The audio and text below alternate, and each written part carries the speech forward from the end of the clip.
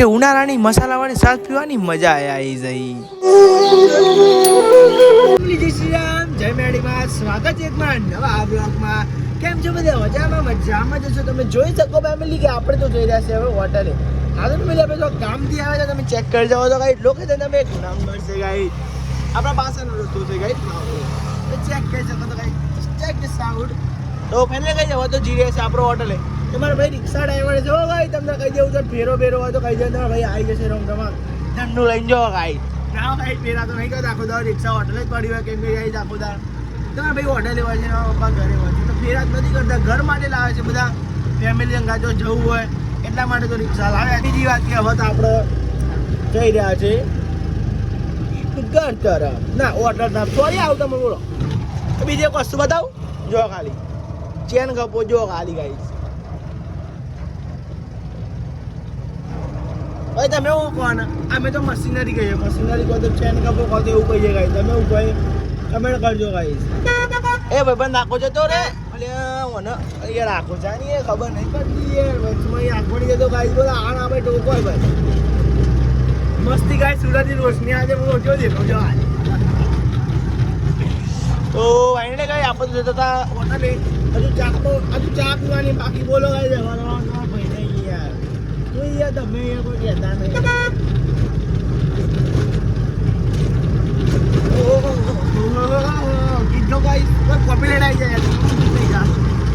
તો ફેમિલી ફટાફટ એક સબસ્ક્રાઈબ કમ્પ્લીટ કરાવો. યાર તમે તો યાર બહુ કરી હો યાર, બહુ હદ કરી. એક સબસ્ક્રાઈબ કરાતા બહુ હદ કરી મારા ભાઈઓ, બહુ હદ કરી.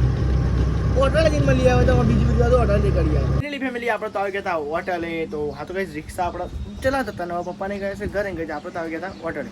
અને બીજી વાત કે તમે હમણાંથી કહીશ, હું જોઉં છું 2-5-4 દિવસથી તમારો સપોર્ટ સારો હોય છે, અને આવો નવો સપોર્ટ બનાવી રાખજો. કેમ કે ગાઈઝ થોડોક હજુ ગાઈઝ સોરી બ્રો હજુ થોડુંક ઉપર ગાય.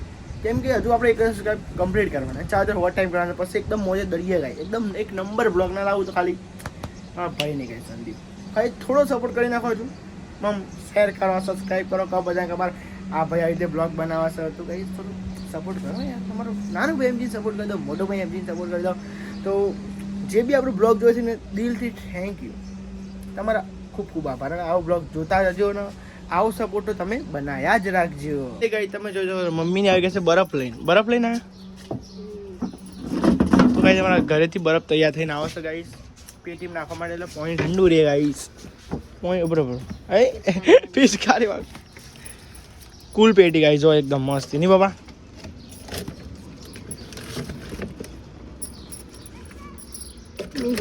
તમ તમારે બાકી દો કોથરી પેલી વોટર પ્રૂફ ના લે નેત્રી બધું આઈ ગયા મામા એના કાંઈ મોટા હોય તો આ બધું જવા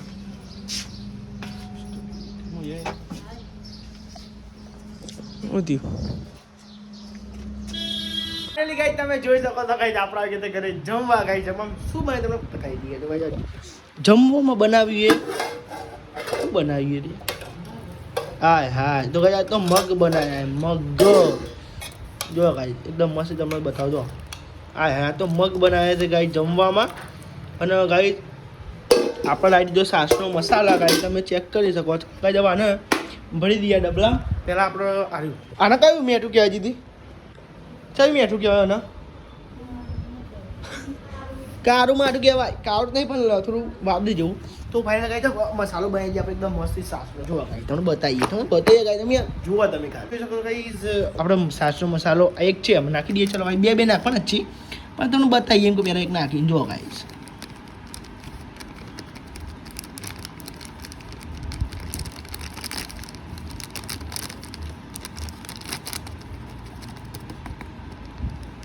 તો ફાઇનલ ગાઈઝ આ બે નાખવાના છે. તો ફટાફટ ચલો ગાઈઝ બે સાસના મસાલા નાખી દઈએ, પછી આપણે મળીએ. જોઈ શકો બીજો સાસનો મસાલો તોડી દીધો છે, અડધો તો નાખી દીધો ના બીજો બી નાખી દઈએ છે ગાઈઝ. આખું ડબલું તો નહીં ભરાય, હું તમને એક ટ્રીક બતાવું, એનાથી ડબલું ભરાઈ જશે. જો ગાઈઝ આટલું નાખી દીધો મસાલો બીજો. ચલો ગાઈઝ હવે એક બીજું કામ છે આપણે કારું મેઠું છે અને ગાઈઝ આ વ્હાઈટ મેઠું છે. આ બે અમે ગાઈઝ થોડા નાખી દઈશું અંદર, એટલે એકદમ મસ્ત ટેસ્ટ આવે ગાઈસ, મસ્ત ટેસ્ટ. તો ભાઈને કચરો નાખી દઈએ, કાળું મેઠું અને આવ્યું લાલ મેઠું, સોરી લાલ ચોરી, વ્હાઈટ મેઠું. ચલો ગાઈસ નાખી દઈએ, પછી મળીએ ગાઈસ. તો આ છે કાળું નમક ગાઈસ, એવું જ કહેવાય કાળું નમક. શું કહેવાય ગાઈસ, કમેન્ટ કરજો. આપણે કેવી રીતે એક ચમચી ગાઈસ એરી નાખ્યું અને ગાઈસ એક ચમચી આયુ નાખી દો. પછી એકદમ મસ્ત ગાઈસ અંદર મિક્સ કરી દો, એટલે બે ફ્લેવર આવી જાય.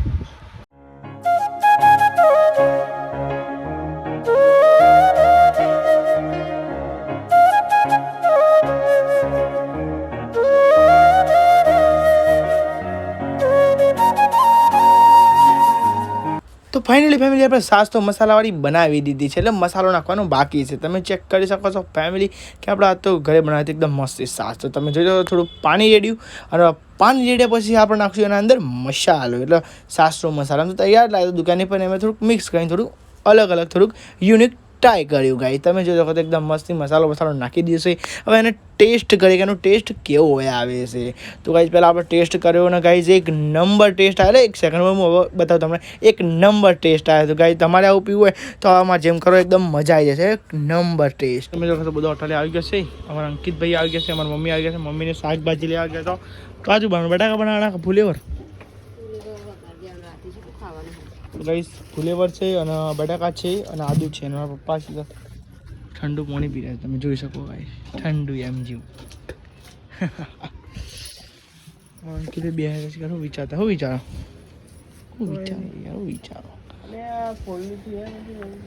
લે ફોન નાખું પૂરો ના. તો ભાઈને કઈ આપતો જતા ઘરે ગાઈસ કાઢ નાખ ને બધું. તો ચાલો કઈ જાઓ ઘરે જઈને તમને મળીએ ગાઈસ. આપણો તો લાઈફ કરતા બધા ખાઈને બધા નવરાત થઈ જશે ગાઈસ. તમે જોઈ શકો મમ્મી ખીચડીને એવું કાઢી દેશે અને બધું આપણે બધા જમી લીધું છે. આ તો શાકમાં તો ફુલેવરનું રોટલી અને ખીચડી અને દૂધ. તો ખાઈને બધા જમી લીધું. પપ્પા જમી લીધું? હું ખાધી ખીચડી. બધાએ જમી લીધું છે, આપણે બી જમી લીધું છે. કહી જશું કેટલા વાગે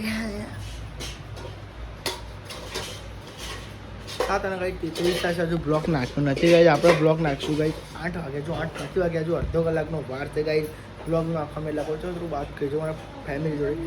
તો તમે જોજો કહો હું બ્લોગનું કરતા કાંઈ હજુ આપણે એડિટ કરવાનું બાકી છે. આઈ હોપ કે તમને આજુ બ્લોગ સારા લાગે છે. પણ લાઈક સબસ્ક્રાઈબ ટ્રાય કરે. બાય.